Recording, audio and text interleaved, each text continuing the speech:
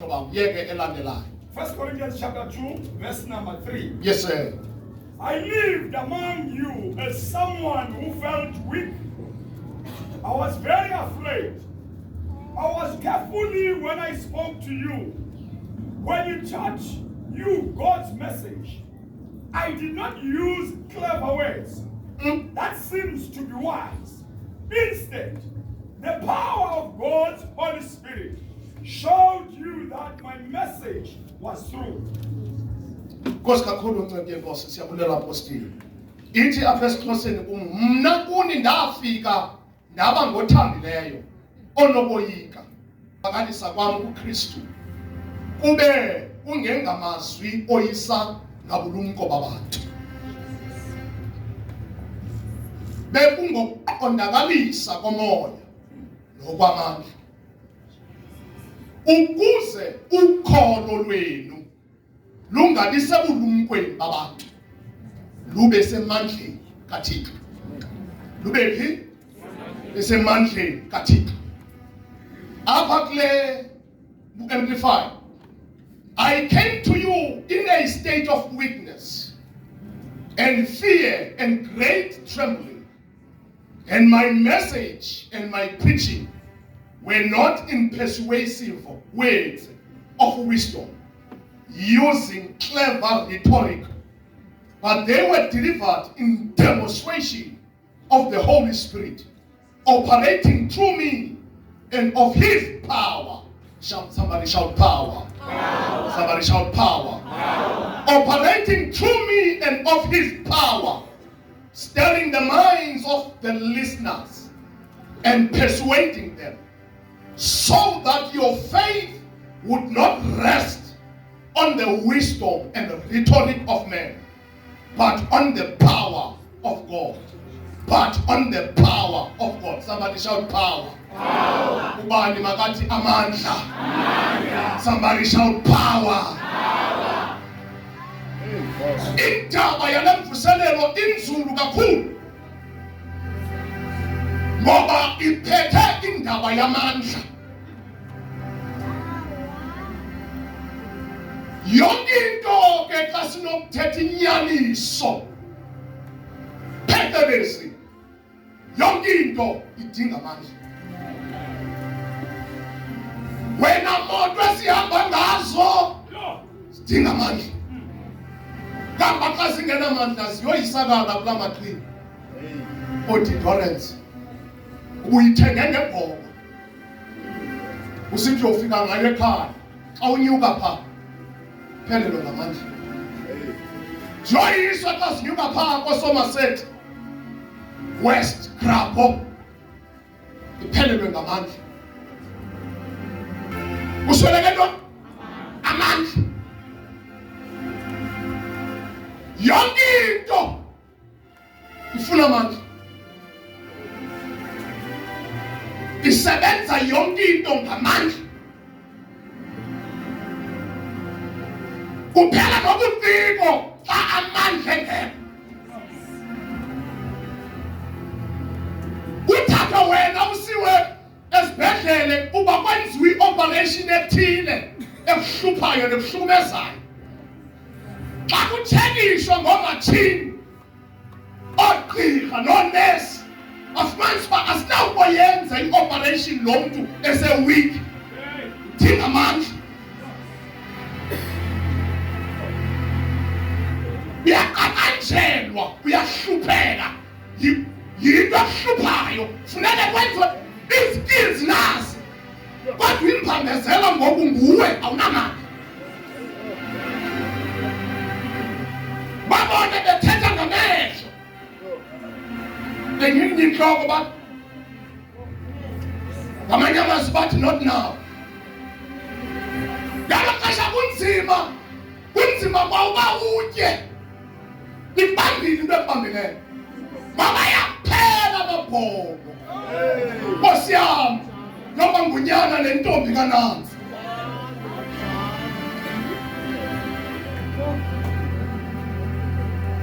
Bamane lecenga nangebhanana nangendawana encinci yeyogurt. Bathi xa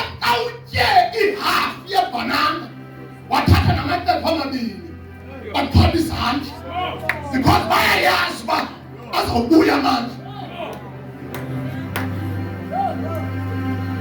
Yonke into idinga amandla. U-Eskom udinga amandla, high voltage of power, ukuze akwazi ukunkinkisha umbane. Yonke into idinga amandla.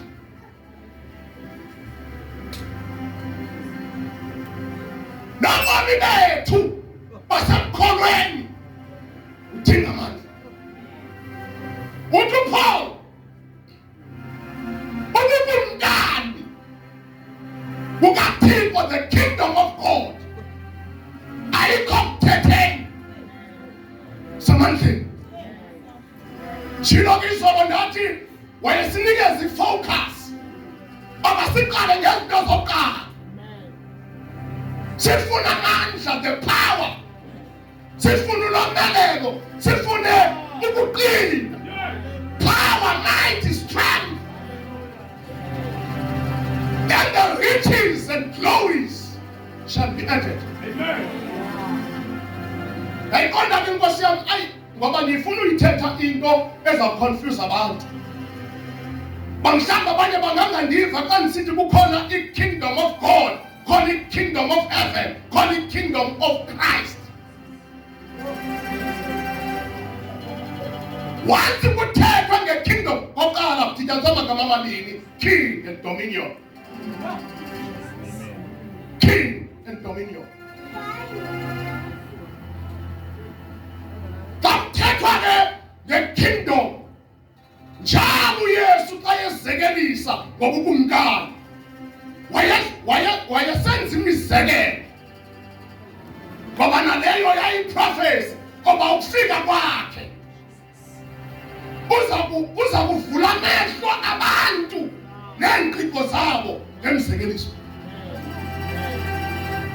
Azekelise uYesu uMatthew chapter 25 wazekelisa ngeentombi ezilishumi ethetha ngobukumkani. Ngoba apho kuthethwa ngobukumkani khona kufuneke kube khona unumber 10. Number 10. Zintombi zilishumi, ezinhlanu zizingqondo, ezinhlanu ziziyatha. Number 10. Wabuye wazekelisa ngetalente. Kwaba khona abantu abanikezwa italente, omnye wanika italente ezinhlanu, omnye wanikwa italente ezimbili, omnye wanikwa italente eyi-1. Lona ezinhlanu wahamba wosebenza. Kwaba khona i-edition, ayabuya ubuya ngetalente eziyi-10, ngoba apho kuthethwa ngobukumkani funeke kube khona unumber 10. The kingdom of God is about power, might, strength, authority, riches, and glories. The kingdom of heaven is about the addition or multiplication. The kingdom of Christ Jesus is about the Christ-like character. Sineyilento uKristu ayiyo sisesemhlabeni. Njengoba ngimqondile izolo ngoColossians chapter 1, oba awungesindiswa uyafuduswa from the kingdom of darkness and be transferred to the kingdom of light. Jesus is the light of the world. Awungesindisiwe akahambe kumnyameni, uhambe ekhanyeni, for Jesus transferred him to the kingdom of light. Azabuye kwayena umzalwane abe bukhanya. Yibani ukukhanya kwezwe, ngoba lento uKristu ayiyo siyile.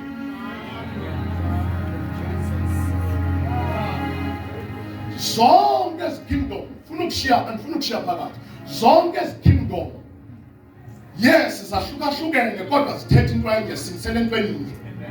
Ziphansi kolawulo lukaThixo. Ngoba kwale kaKristu Yesu iphansi kolawulo lukaThixo. Let me qualify mandithwala sisidanga le. Ukhumama owafe onyana bakhe ababili oba omnye abengasekhohlo omnye abengasekunene. Haleluya. Ethetha ngobukumkani ethi omnye makabe ngasekhohlo omnye abengasekunene.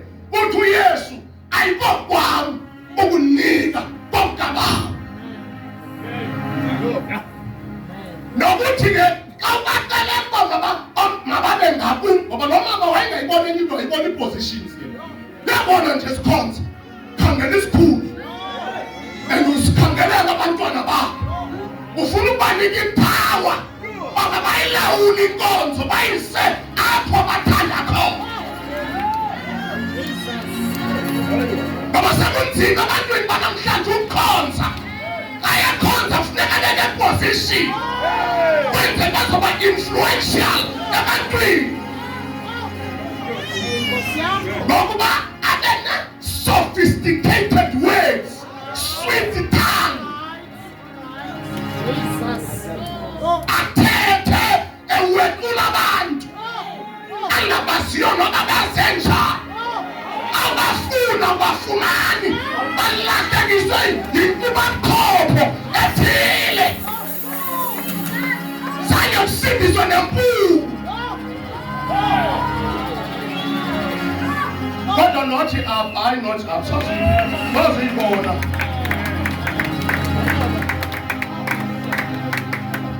Uthi alifuni ibandla bishop. Uthi alifuni ibandla abapostile. Alifumani. Nisakubathweni yomntu.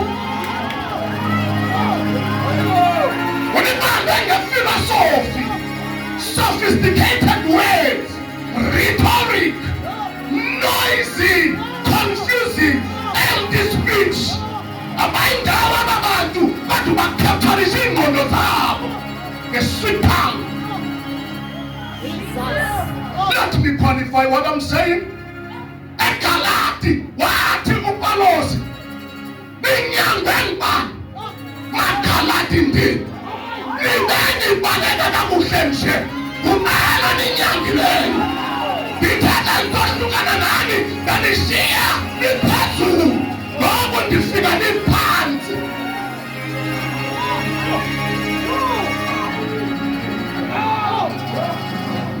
Now we are talking. Nikolele abantu benkosi. Kungudu odayi. Ngudu odayi. Yabona xa ufika apha omnye umuntu angaqimba kumnandi kusasa. Ubizifungo zenzayo. Ngoba uyongena endaweni kaThixo. Usenobuya uphila. Usenobuya ungaphili.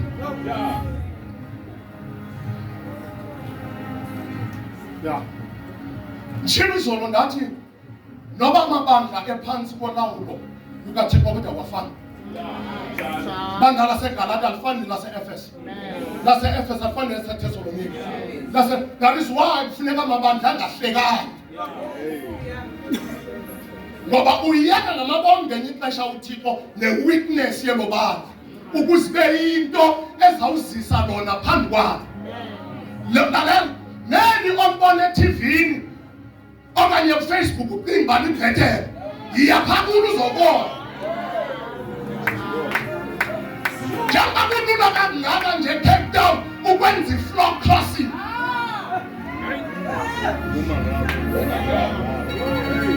Ukriticize into kwenziwa yile nto yiyo. Uthi xa ungashiya abantu bakaThixo umphakathi ka.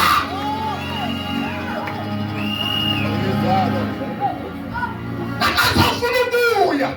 Ungakwazi ukubuya baleke ngenangxaki bona kodwa ingxaki kuwe because uthetha uhamba wamphakathi ka.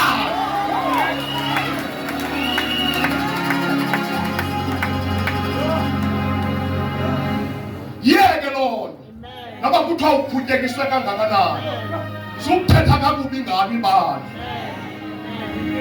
bathetha kakubi ngibani ngoba noba linane witness yami uThixo ulikhangelele ngobubele. Lalela apha emntwini kukhona u-weak point no strong point apha emntwini nasebandleni ngokunjalo kukhona i-weak point ne-strong point.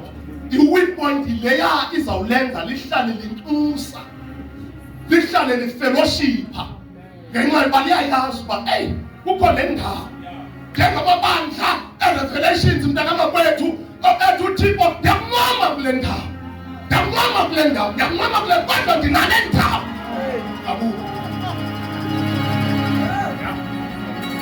Ayithetha ukuba inobandla libandla qha liyaqathaliswa kuze lijonge le ndawo. And ingaba yinto enolenza ibandla ngoba lishayine xa linoyiqaphela le ndawo.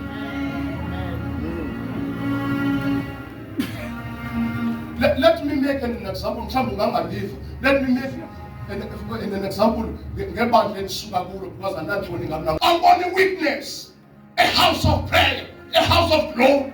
Oba ubona uba mandiye kweli ingathi lingcono uzawudana because line witness yabo nelia kushiya ubambo ngezandla.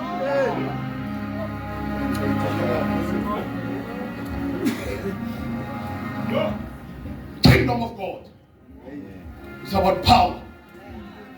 Kingdom of heaven is about balance, addition and multiplication. Kingdom of Christ Jesus is about lifestyle. It's about character, having a Christ-like character. Njengebandla Antioch lazalwa uKristu sengasemva emhlabeni baqalethetha bathethiswa kaKristu. Abasenza izinto bathethe enza kaKristu. Abahamba bahamba kaKristu. Athanda ngakholwayo ngamaKristu la. A Christ-like character.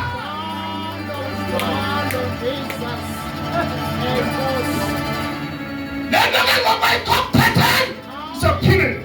Nenda competence yasemdibanze isebambi.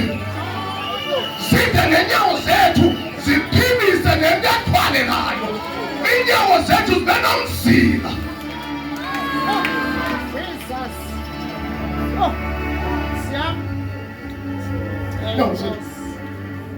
Zibe nomzila. Amen. Walk Amen. because of Christlikeness. Jesus. Ubukumka bukaThixo sengapha. Akukho ekuthetheni kodwa yisemandleni. Amen. The dunamis. Dunamis. Siam. Njalo ingubulelo yamaGrike. Jesus. Power. Dunamis. Amen. Into engahlukanisiyo qha into ethi kayityaliwe ikhushume kukhanya namadwala.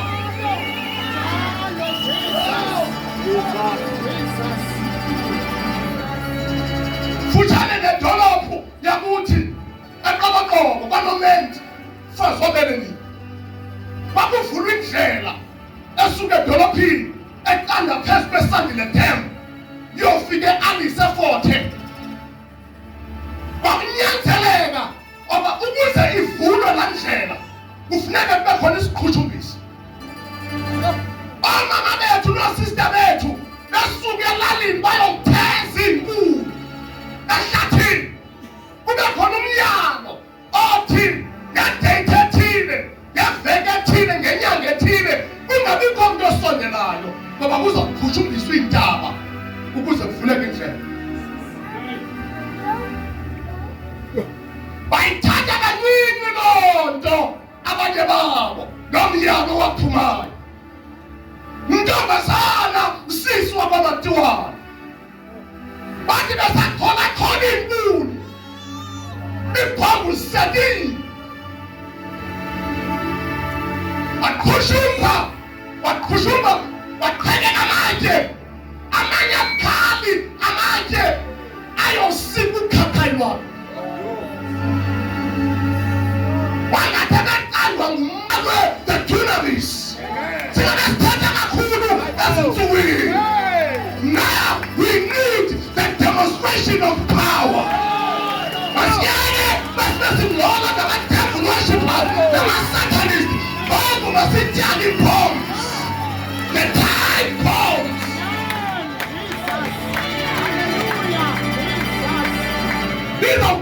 Ujabulisa. Athuntu ndiyalesikhelo ehouse of glory. Ndikhela ubuya. Ndingamamanga njengesikhelo. Angayazi uba ufike usete bombs.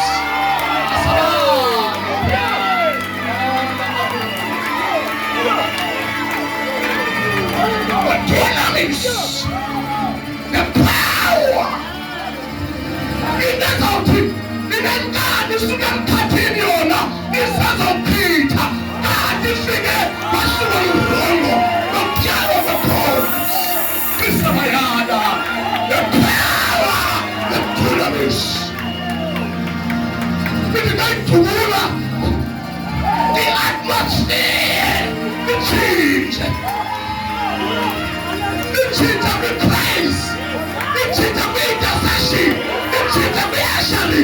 Itshintshe kwi-keyboard player. Itshintshe to the leadership of the church. Itshintshe nakwi-Sunday school. Kanti dunamis sesiyini.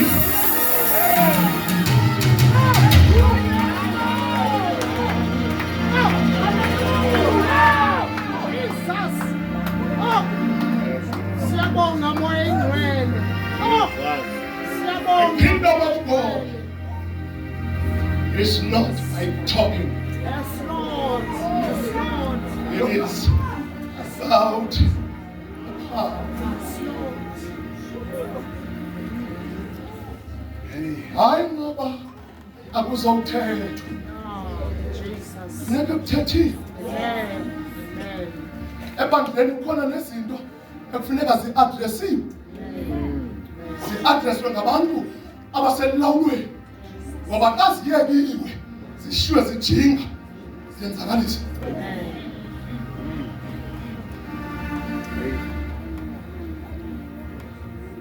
Sithethe. Can there be a church sitting from the leadership? Sithethe. Basingayithethisha kanjani le ndawo? Ngeke isithi. Amen. Yeah. Uyathetha, hayi ngoba kuzothetha. Kodwa into esingayifuniyo, asifuni bantu abazawuwequla abantu. Yeah. Amen. Njengoba usibona sibilile nje, sidonsanisile. Njengoba sesithuba siyinto yokuhlekisa nakwa-Facebook, abayazi uba sithwele kanzima. Izolo elinye bishop eline-issues. Uthi umile phambi kwalo ulikhonza libe likumangalela. Baphume besithi laa nto kuyitsho inkonzo ibala. Kanti udishana nemimoya. Ngenye ixesha uyive nemessage uba ayingenanga emhlabeni. Yabhawunsa ibuyela kuwo. Nethamsanqa ukukhokhelwa inkokheli ezawuthatha ibandla liyisebenzile. Ibuye yenze imvuselelo. Ibuye ibe kwi-front line. Ibambe imayikhi ibile. Ingazoshumayela. Ngoba inhliziyo yayo ifuna ibandla lifike kwi-highest dimension. Ukamavila. If I can tell you. Ukamavila. Kwakulento esikhulu. Ezenkonzweni azawuphela inyanga.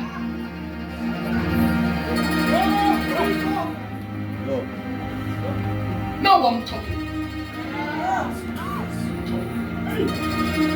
Do or die.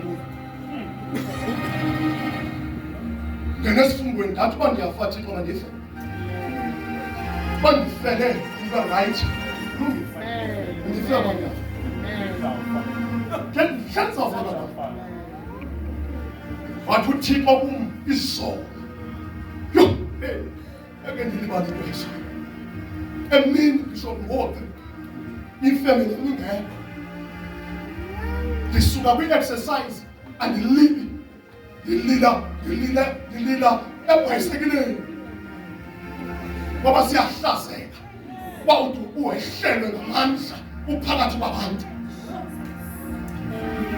kuzomnye umfundisi hamba ne-traffic cop baphuma ejimini bayaphuma banje yaphosisa kuba ngathi enqaba yakhathi ixesha befana bandihleli yakhonjula wena uthixo endlini wahlanga amandla endimatsha ndimane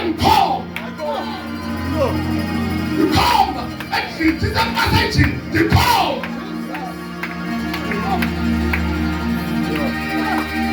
nathi kuba kandilale umzimba exhausted akwanoba kandiziphumze ndiphetha kwabhishophu late ndikhatha ndiqala ukuthi moyingwele started to speak ethi xelela abantu oba mna andisizi sahluleni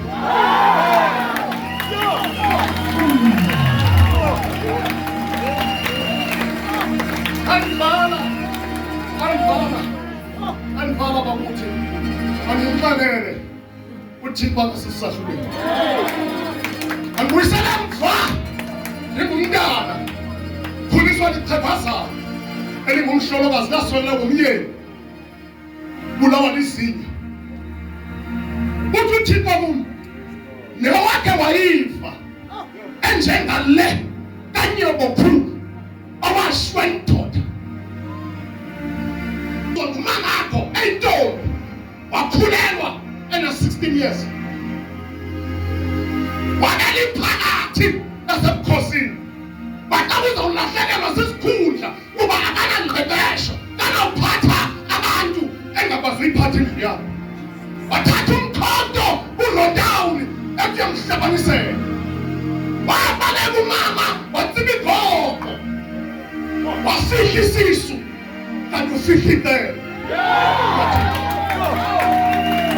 athikithela umkhonto utamkhulu wayomnina ngobona phansi kwenkulu uthi yayindim lowo ngamkhusela wena ukuze kule mihla ube ngumprofethi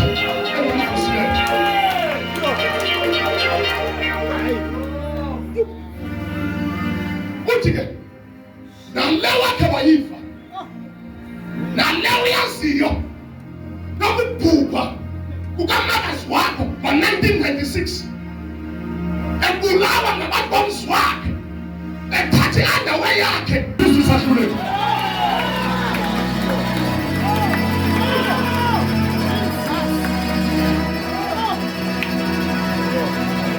wabuya wazana kwelibandla bengithetha ngalo engiphume kulo ngangiphume kamnandi ndaphuma ngentlungu ndingatyanga sona wathi jonga ngangelo xesha angesiso isahluleko kodwa ndinguthixo we-opportunities ndandivala namnyango ndivulonye ukuze abantu abazawuza kuwe bakwazi ukuthuthuzelela ndinifake ezintweni ezingezosenu ngenxa yokuba abantu kufuneka xa uthetha nabo uthethe nge-experience okhe wangena kuyo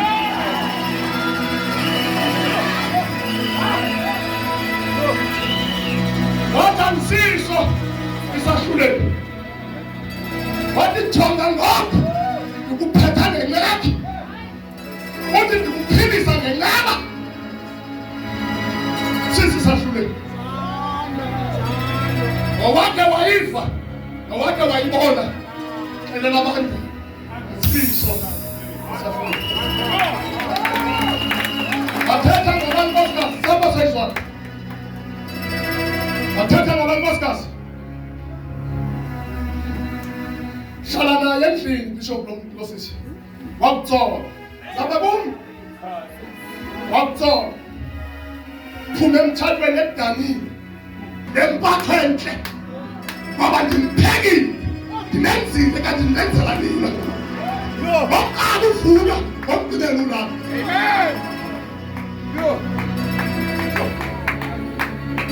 wathi ke uba uthi nawe kuncedisa abanye ukuthi ndisisahluleke ongakhambi uzibone esi sibeko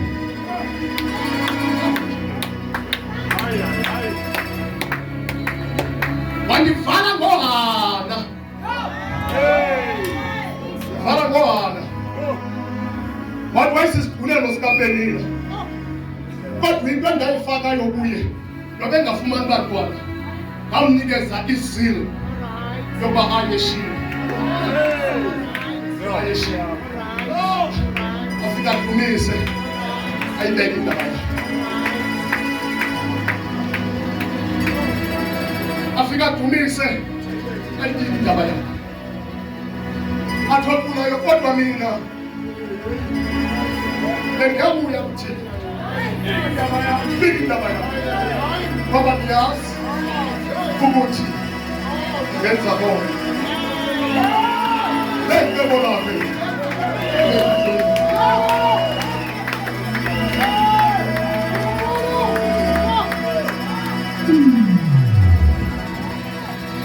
umuntu samandla yayena baqandeleka iminyaka itshekisa kanti ngijusha isibeletho esizawuhlala umgcotsho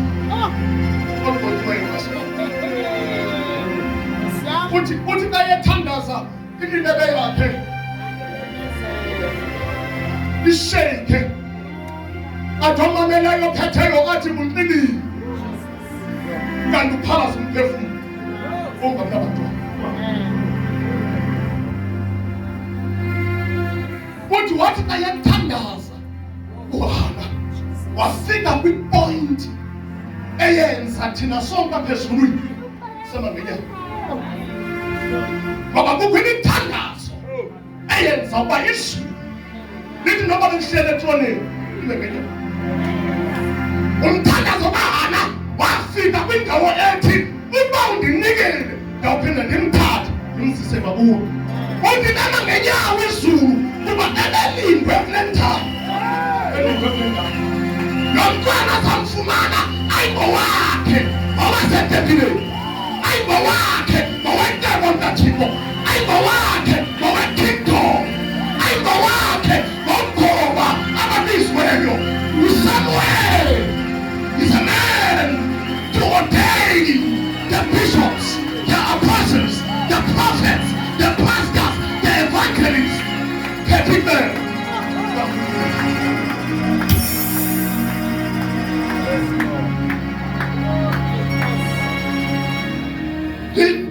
Ndivumeleni ndinixelele ukuba lo Thixo esimkhonzayo akasiso esahluleli nale nto phoxeke kuyo leyo phoxeke kuyo akasisahluleli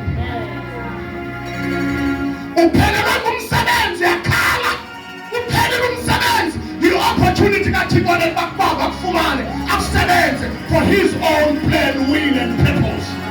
Ngoba akufumani kabuhle uyaphangela Monday to Sunday zunqalele kasenzelile ukusebenza uzabuyintoni uzabuyibhomba uzabuyifondeni uzabuyithunamis akuhambe khona yabakufela khona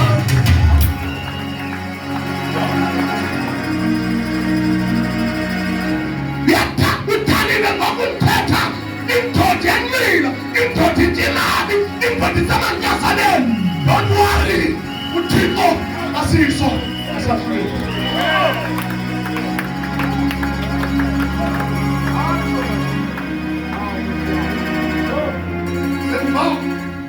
semva vale ngale ndawo ethi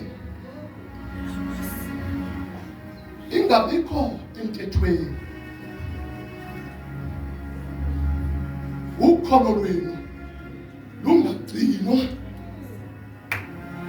yintetho ye-philosophers with the sophisticated words.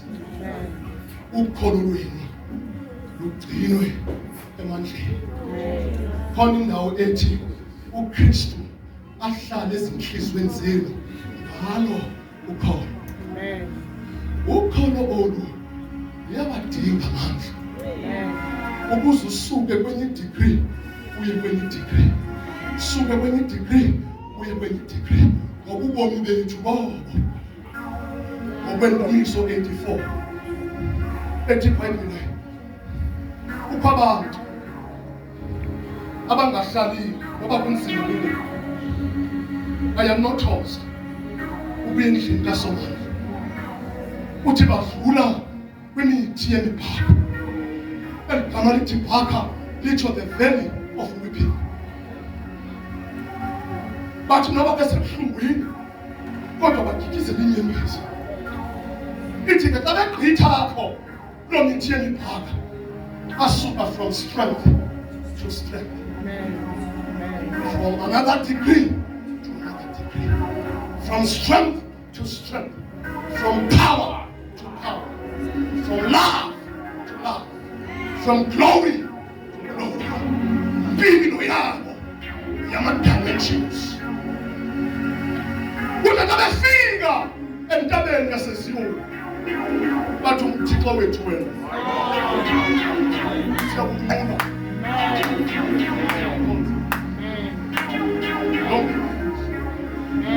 Kuba akakho ngefananiswa ngefananiswa.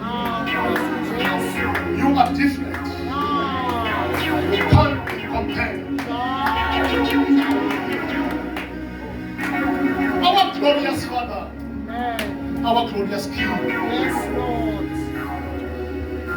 our Master, His name is Jesus.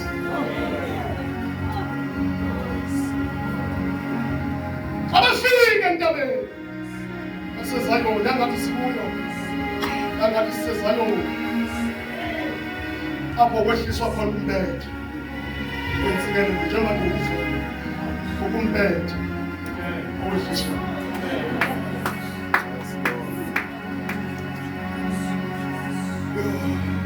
Umbethe owehliswa.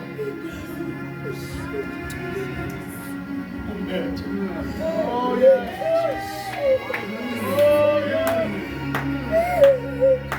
Abanye osisindiswe.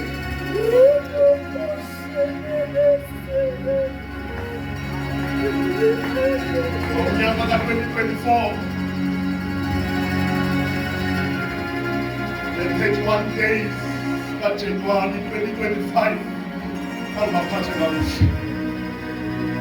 But praise God, sekusuku lokuqala kuFebruwari, inyanga yesibili. Xa kuthethwa ngo-2 kuthethwa nge-agreement. Sikwinyanga ye-agreement, inyanga yesivumelwano. Ngoba siyavumelana Thixo, siyavumelana singabazalwane, ngoba sizoyile kukhonza kuba wena usizisafulile. Siyababaza, siyabonga, siyamnqoma, siyaliphumisa, simthusa igama lakhe. Libonge ngabantu, alikho igama. Siyawusuka emandleni, sibheka emandleni, siyawusuka elomelelweni, sibheka elomelelweni, siyawusuka enkazimweni, sibheka enkazimweni. Ngoba kaJehova akaqedwa ingafitho.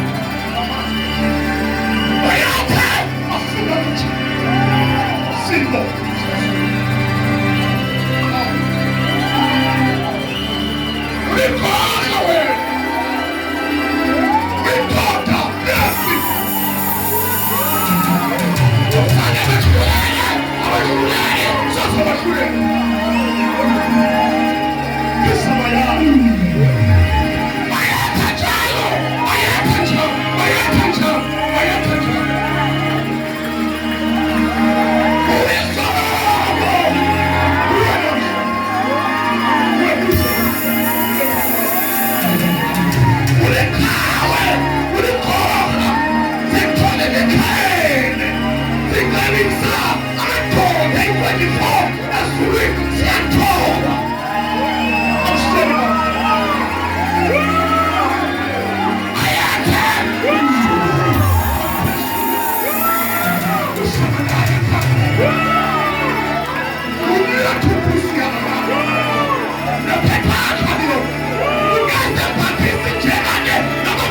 Zinye zemphathise njengabantu. Zisuse wena ngoba wena uhlele ehlelwe umphethe amandla. Umphiwo wakho owamandla. Nesitulo sakho sesamandla. Uthetha ngamandla. Uhamba ngamandla. Wenza ngamandla.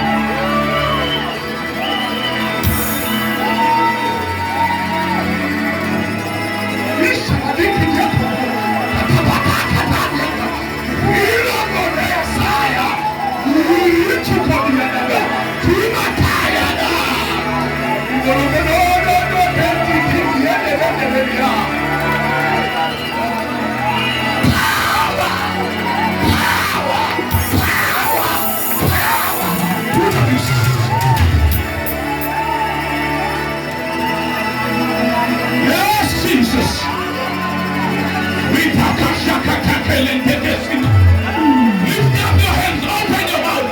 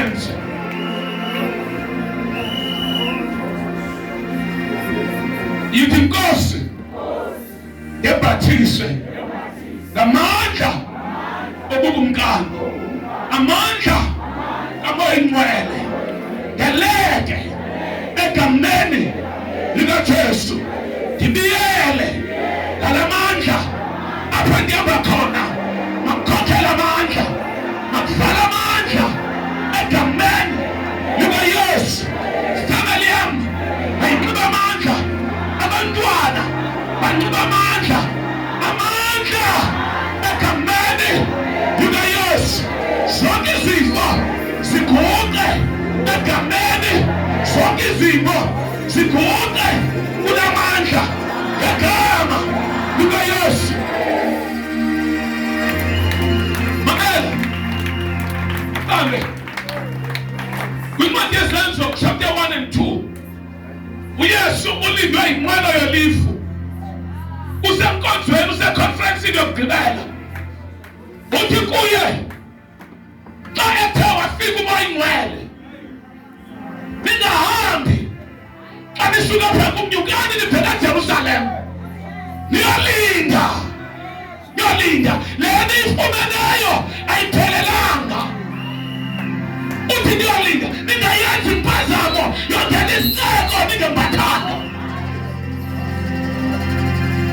Uthi katha wafika umoya ingcwele. You shall receive power.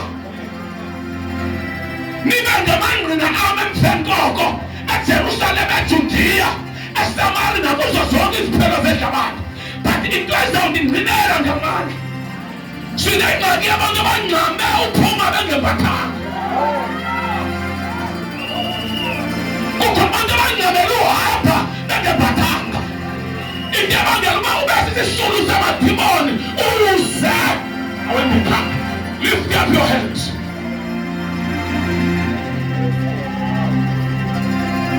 Senda silikhona into ezinganinika yona. Takayikho. Into yamandla le. Ayonto yobuquko, ayonto yobukhule. Into yamandla. Kwalusuku lokugqibela. Ndibona ilifu lamandla. Ndibona amandla vuza njengemvula. Nangenetha.